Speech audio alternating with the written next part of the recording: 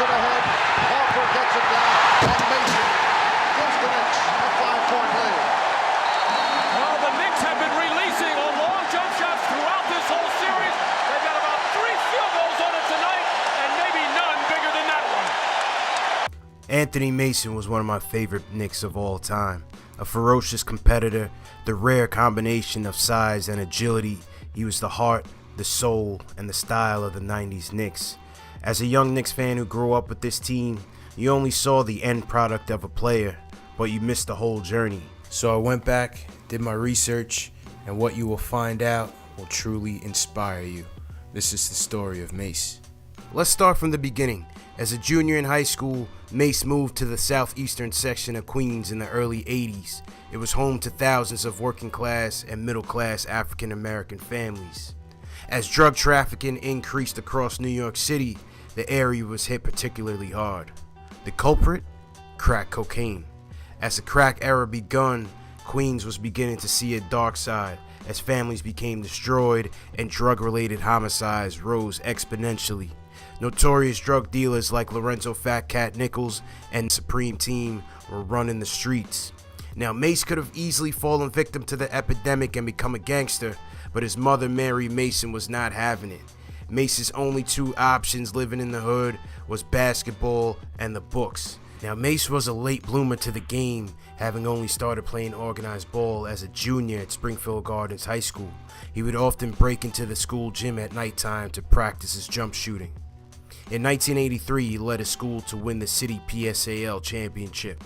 Mace reluctantly played the 6-man role despite being one of the best players on the team.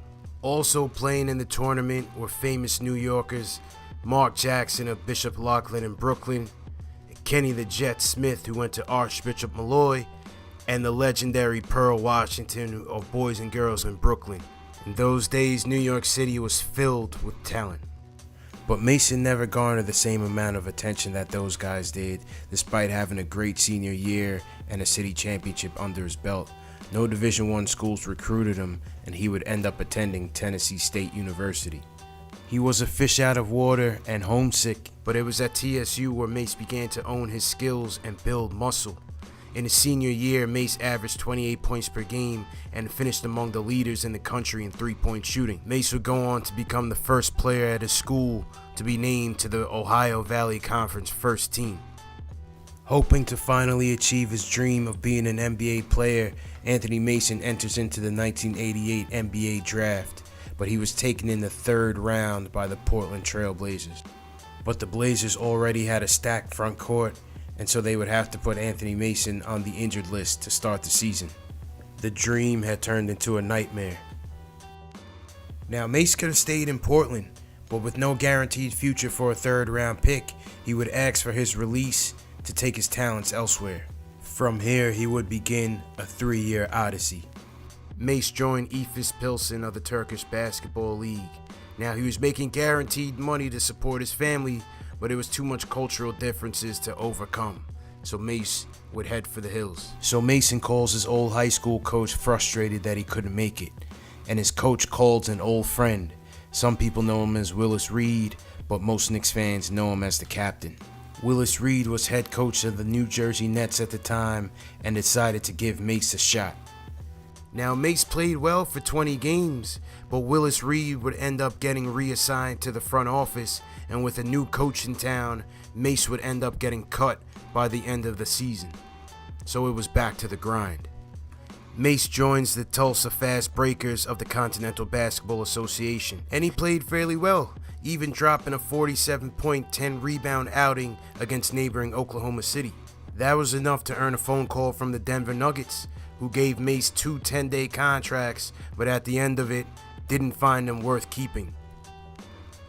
So Mace heads down to Venezuela to play for the Marinos de Oriente, and then comes back to Long Island to play in the USBL for the Long Island Surf.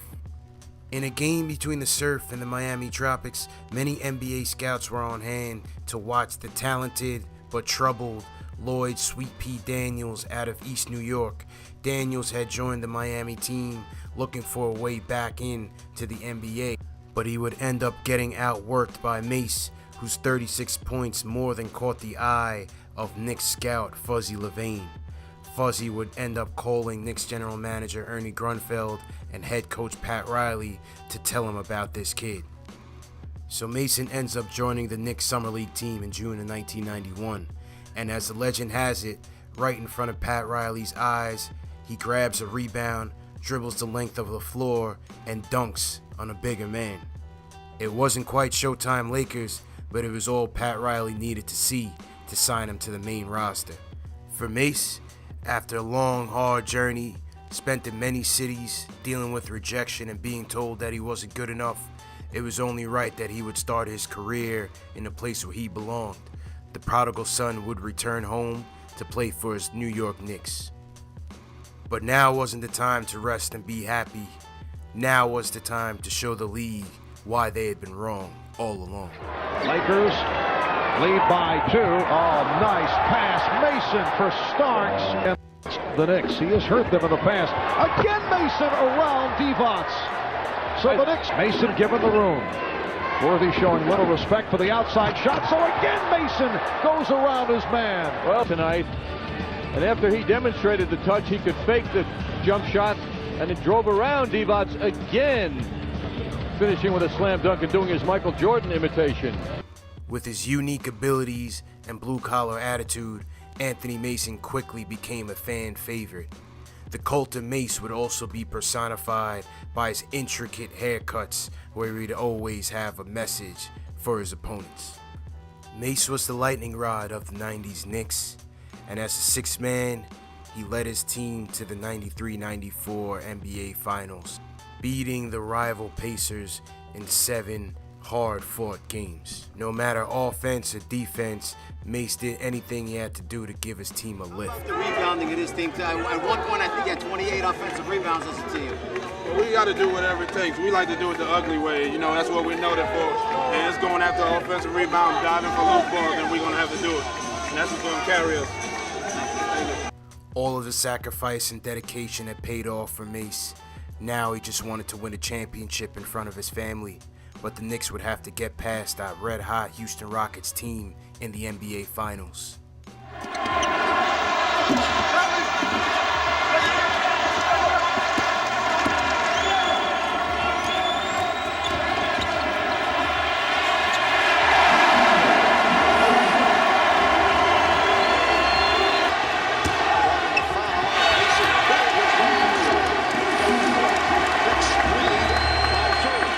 With the series tied at 2 apiece, Mason would prove to be the catalyst in the Knicks' Game 5 victory over the Rockets, scoring 17 points and 9 rebounds off the bench in the clutch. Now, as we know, the Knicks would go on to lose in 7 games, but what often goes overlooked in this series was that Mason had to guard Houston's Hakeem Olajuwon on the defensive end, almost giving up 5 inches to one of the greatest centers of all time. Mace battled him to the end, a lot of times forcing Olajuwon into turnaround jumpers because he couldn't back Mason down. Whoa! Anthony. The 94-95 season was another career year for Anthony Mason. Coming off the bench, Mace averaged 9.9 points per game, 8.4 rebounds a game, and 3 assists, leading the Knicks in field goal percentage at 56%. Mason would help lead the Knicks to a 55-24 record, good for second in the Atlantic Division. For his efforts in being a spark off the bench for the Knicks, Mace would go on to win the NBA Six-Man Award, beating out Del Curry and Chuck Person. The NBA Six-Man Award 94-95 goes to Anthony Mason. So the Knicks would once again face off against the rival Pacers in the Eastern Conference semifinals, and Mace would do his best to chip in, including a 13-point fourth quarter to help the Knicks win Game 5. They would go on to lose the series in Game 7. But Mason's New York homecoming would ultimately end after a series of off-the-court incidents, twice being suspended by the team for conduct detrimental to the team, and a clash with Patrick Ewing over the direction of the offense, Mace was ultimately traded to the Charlotte Hornets, where he would spend 3 seasons averaging 13 points per game and 10 rebounds. Glenn Robinson in the first half with 15. Mace got through to the bucket. How about that? 10 points for Anthony Mason, and Miami leads by the 2000 season, Anthony Mason would end up being traded to the Miami Heat, reuniting with former coach Pat Riley. He was once thought to be a throw-in in the trade, but once Alonzo Mourning went down with a kidney ailment, Mason's role became much greater. He once again rose to the challenge, leading his team in minutes with 40 per game and averaging 16 points per game and 9.6 rebounds. Not only did Mason earn the respect of his teammates, but he would also earn the respect of the league by being named to his first All-Star team at the age of 34, becoming the second oldest player to do so after Nat Sweetwater Clifton. To cap off a magical season, Anthony Mason was named to the All-NBA third team, joining Shaquille O'Neal, Penny Hardaway, Vin Baker, and John Stockton, thus being named one of the 15 best players in the league during that year, an honor that very few NBA players receive. Mason would end up playing 2 more years for the Milwaukee Bucks, and by the time his career was over, the kid from Queens who was always told no, who was always told he wasn't good enough, and who was always rejected, had racked up quite a resume. 6th Man of the Year, All-Star, All-NBA team, and yeah, he could have been a champion, but it wasn't meant to be. On February 28, 2015, Anthony Mason passed away at the young age of 48. The basketball world joined Knicks fans around the world in mourning. His toughness and his grit left an indelible mark on the younger generation. He was honored by the NBA Commissioner's Office, who paid tribute to his perseverance in fighting for a chance in the NBA. For me, the lesson that I learned from Anthony Mason is to find what you're good at, work hard at it, stay on the grind, and never give up until you put your every last ounce of energy into it. I had the honor of meeting him a few months before he passed away, and it was an honor to tell him, thanks for the memories. Rest in peace, Mace. Can you talk a little bit about the impact of the crowd in the last 3, 4, 5 minutes of the game? I can tell you about the impact of the crowd, overall, period. They've been great, loud, supporting us. They've been there for us. They're our 6th man, and we appreciate them, like they're part of the team. They need to put on some Knick uniforms also. Anthony, has it sunk in yet that you guys... Anthony Mason was one of my favorite Knicks from the 90s era, and it's been 6 years now since his passing, and I wanted to have a special podcast to celebrate his life. And joining me today is someone that knows him the best. It's his son, Antoine, checking in from Spain. Antoine, how you doing today, man? Thanks for joining me. I'm good. Thanks for having me. Absolutely, man. And as I say, your father was one of my favorite players, man. Number 14, the style, the grit, the New York energy, the passion that he brought to the game. He was a soul. He was the heart and soul of the 90s era, man. And, I just wanted to bring you on just to shed some light on who he was. But we know him more as a basketball player. I want to hear from you. Who was Anthony Mason, the man and the father to you? He was my best friend. We could talk about anything, sports, anything about life. Funny. He loved playing jokes, loved joking on people. Kind-hearted, you see the tough, physical person on the court, but on the off the court, he would do anything for anybody. Kind-hearted person. What were some of the life lessons that he taught you just coming up as a kid? Pretty much everything. From basketball, he taught me his experiences, the good and the bad. He always said he made the mistakes so I could learn from it. And off the court, it was just, being a good person, respecting people, and having a hard work ethic. When you remember your basketball journey as a kid, how was he as a basketball dad? Was he that, active coach, always in your ear, encouraging you, or did he kind of, let you do your thing and make your own mistakes? How was he? He was the coach. He was definitely a coach. When I was on the court, you could definitely hear him and my mom yelling, cheering me on. And then it started developing from me being a little kid of him just cheering to start teaching me more and more. And like around high school, we really start connecting on a basketball level where at halftime we'll talk about what I'm doing right, what I'm doing wrong, things he saw, things I saw, and our relationship, especially on the basketball level, was one of a kind. That's dope, man. And I was reading an article where he said he used to take you out to Rucker Park to kind of make sure you kind of get that NYC roots in you. To talk about that experience as a little kid. Yeah, so being from Queens and then living in Westchester, competition is good, but he was like, nah, you need to go right to Rucker. You need to play against the street players. And so when I got out there, I took my lumps. I developed real quick because, New York is you either eating or you getting eaten alive. So so I learned real quick of, developing my game. And that was a huge blessing for me because if I was just staying in that Westchester area, suburb area, I would have never developed that toughness. That's true. And in that article, he said, if you can't play in NYC, you can't play basketball, man. So he threw you into the fire against the dogs, to toughen you up. So that's a great story, man. What do you feel like, when I look at his game, yes, he played the 3 and the 4 and he was physical, but he had that finesse. He had those guard skills. Later on with the Knicks, he played point forward. His mid-range was on point, but he could defend the 2 to 3 in the finals. He defended Olajuwon a lot in those 94 finals. What part of his game did you admire the most, and what did you take to mold your game?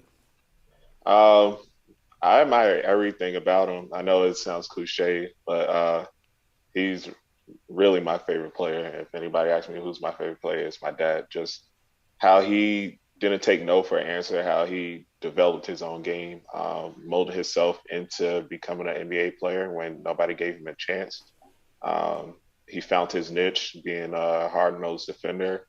And then he always had guard skills, especially when he was in college, that he brought into the NBA and stopped becoming a point forward. And just seeing his development, throughout his career, especially me being young and seeing it, it was kind of awesome, especially you don't really see anybody at 34, 35 making it to the All-Star game and having like one of the best seasons later in their career. So I always admire how he got better every year.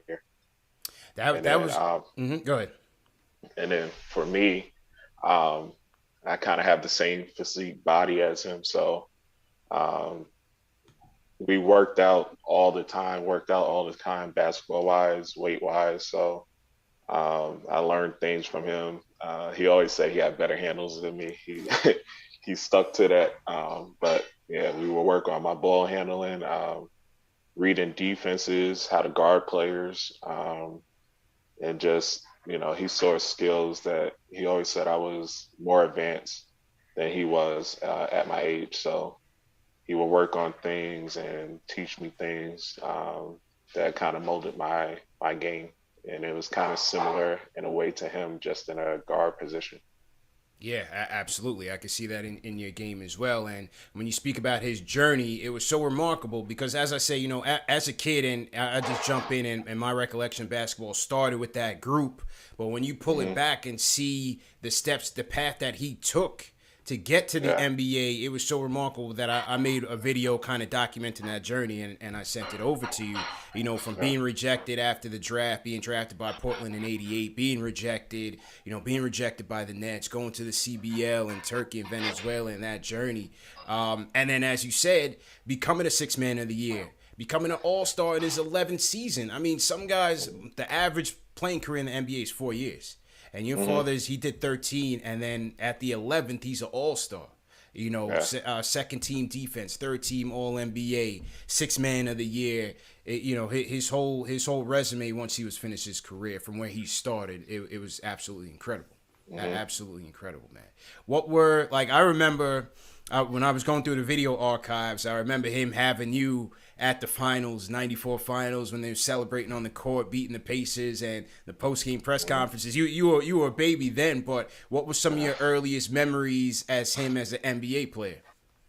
It was being in my mom's arms watching the games, and I was really young, so I didn't understand basketball, but every time I heard his name, I just got excited and just start smiling. And she's like, "You hear him? You hear it?" So as I heard that and then start growing up and understanding the game and then watching it and be able to see his career, then I start asking him questions about it, and he would tell me stories about pretty much his whole career and how he, that journey that he took molded him, created his character of just play, lights out, hard nosed, no matter what, and he did it his way. That's the one thing he always say. He did it his way, and I totally respect the journey that he had.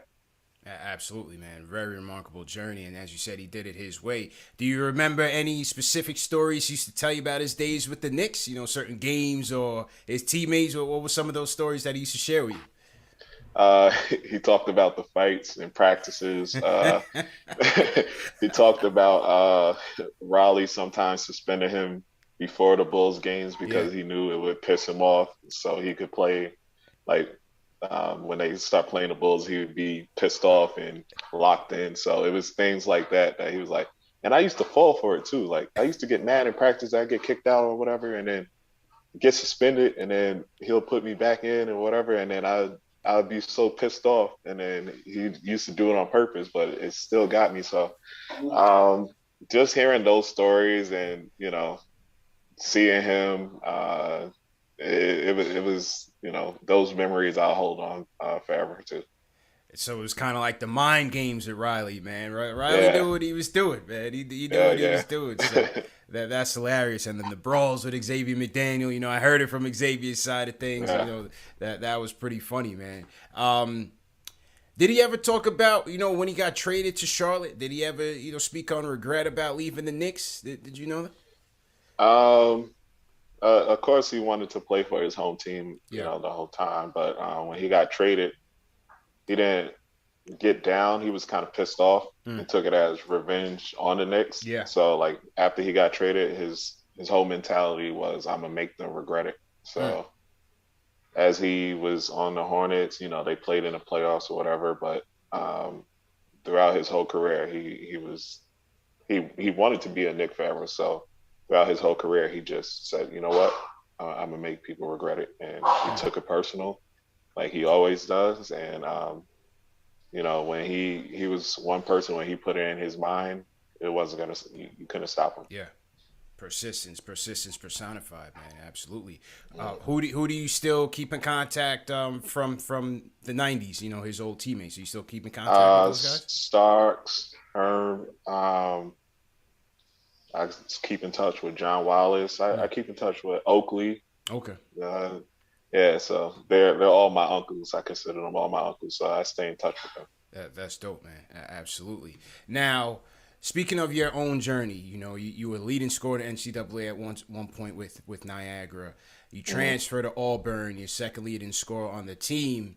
But at that same time is when, your father's health started to decline a little bit. And so as you're pursuing your goals, to go to the NBA, you're dealing with the pressures, the family, and having to be there for your father. Talk about that time as far as trying to handle those two things. That was the toughest time of my life because it was so unexpected. He came to a game like the week before he went to the hospital, and it was it's weird. Like I said, we always worked out. So after practice, he had me doing drills and everything. And then we just sat in the gym, and he was like, 2015 is going to be the hardest time of your life. If you could get through that, you could get through anything. And I'm just thinking about, coming off an ankle injury. I'm like, yeah, I'm going to recover. I'm going to bounce back. And just so happened. I don't think he knew, but I don't know. I guess God was giving him a sign to prep me up. And then he was sick. And during that time was kind of like a blur because I was going to the hospital and then I was fly back. And I wasn't even going to play the rest of my season. I told him, I'm staying with you until you get back. And he just kept shaking his head no. And like the heart rate started going up. And I was like, you want me to continue my season? And he was like, yes. So I, took my mind off of my situation when I stepped on the court and just try to lock in and finish my career right. And he actually saw the Kentucky game in the hospital. And my mom was just telling me while he was watching it, he just had a huge smile. And that was going against Devin Booker's, Karl Anthony Towns. That 29 team, points, so. right? Yep. 29 points. Yeah, and that was something we talked about because when I transferred to Auburn, I knew I was going to have to play those big names. And he was like, you ready for that? And I was like, yeah, I'm definitely ready. So that game, until I watched it again, I was just in a total different zone. I didn't even remember that game. I just knew I wasn't going to let him down that game. And yeah, so when he passed, it was just hard on me. I stayed probably for a week and a half, 2 weeks, just at home. And my mom kind of said, you're not staying here.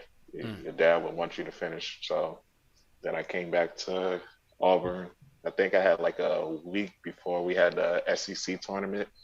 And I made the best of it, played Kentucky again in the Final Four. We lost, but I had another good game against them. And after that,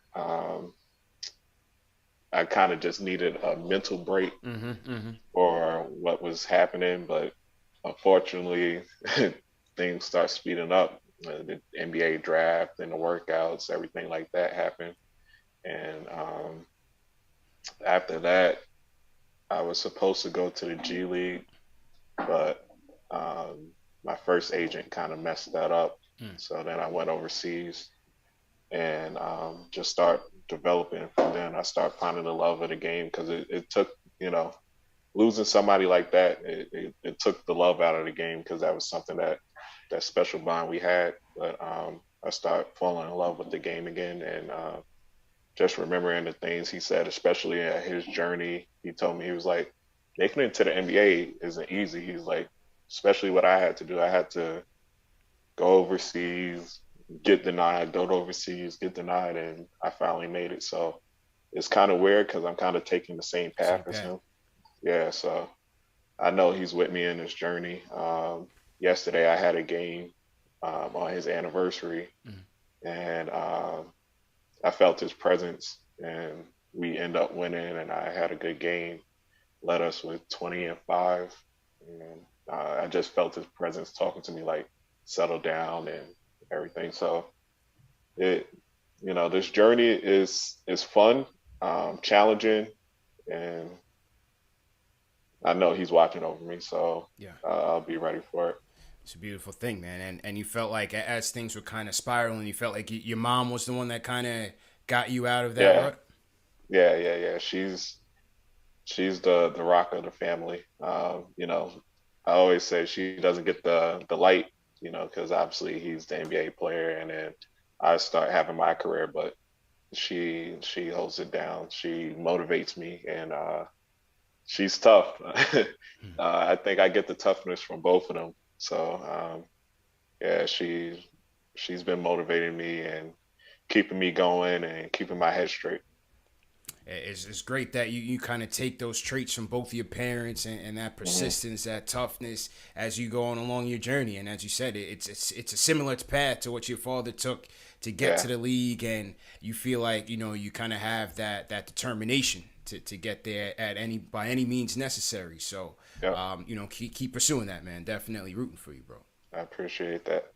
But Antoine, listen, man, I definitely appreciate all the time that you gave us. As I said, your father was a beloved figure in this city and for this team, one of my favorites. I had the opportunity to meet him back back in 2014 at Clyde's Wine and Dine, and he wasn't even expected to be there. I think it was just like a Monday Night Football event, and we were there. All of a sudden, I turn around and it's Anthony Mace. I said, "Yo," it was crazy, man. And it's just a short interaction. Just said what up, and we took a picture, but something I'll never forget, man. So I always send my condolences to you. I wish you nothing but success in your journey.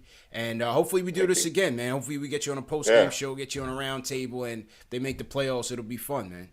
Yeah, definitely. Thanks for having me. And yeah, go New York. Yeah, man. Absolutely, Antoine. Best of luck to you, man.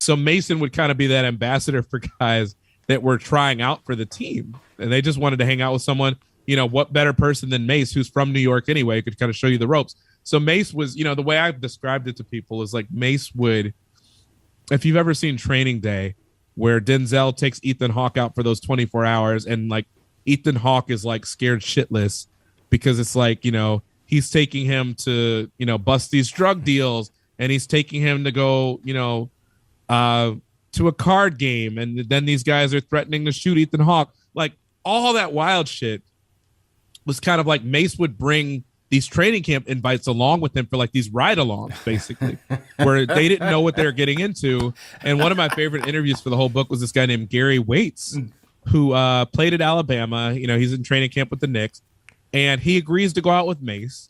But then, it's like after a day of practice, they go out. Early in the evening, they go out and they go and kind of just drink gin on the stairs of a place in Queens where Mace hangs with his boys. So they're just drinking gin outside, a couple hours, smoking probably, I'm sure. But then, Mace is like, all right, time for the next stop. So they go pick up this beautiful woman that Mace is seeing. And he's like, okay, cool. Maybe we'll go home now so I could go to bed and get ready for practice. It starts at 8 a.m. under Pat Riley. But no. Mace calls up his boy who owns a restaurant who's willing to open it after hours. So it's like they make Gary Waits the awkward third wheel. He, Mace, and the woman sit there and have dinner at like the seafood spot that is open, because his boy opened it till like 3:30. Then they finally go home. It's 4:00 in the morning. And, the guy is just dead tired. Gary Waits is dead tired because they got practice in a couple hours.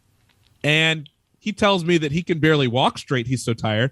But then he looks up at Mace and he's like winning the drills, and winning all the sprints and everything. And he's like, what the hell? Like, how is this guy the way he is? But that sort of stuff, and the stuff in college where his roommates didn't want to room with him anymore because Mace was weird and lighting matches on fire and then flicking them at his roommates 1-2 days into college starting. Like that stuff, I talked to the people that had their first drinks with Mason. I have the story of how Mason lied to the woman that he would eventually get engaged to about how he worked at McDonald's and was a fry cook, because he wanted to make sure that like whoever was going to be with him was with him for him and not because he was a basketball star. So, that story and, the story of how he proposed to her right after the NBA Finals, rolls up at 3 a.m. With this music blaring coming down a street in Queens, and basically wakes up the whole neighborhood. And he calls his girlfriend on her cell phone and asks her to come downstairs. And he pulls out this big 6-carat gleaming ring, but does it with like the music blaring basically. And it's just like only Mace, but it fits him. And I wanted the story I was telling about him to fit him, that he's a romantic in a really weird way, but like in a kind of underhanded, I have to lie to you before I can love you sort of way.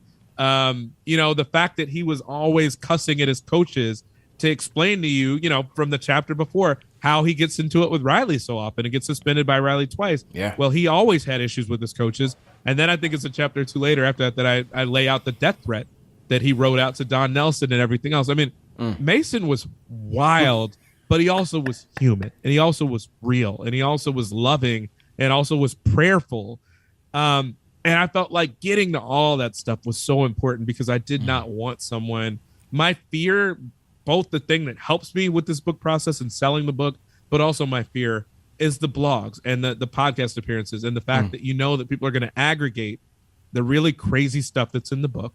You know that.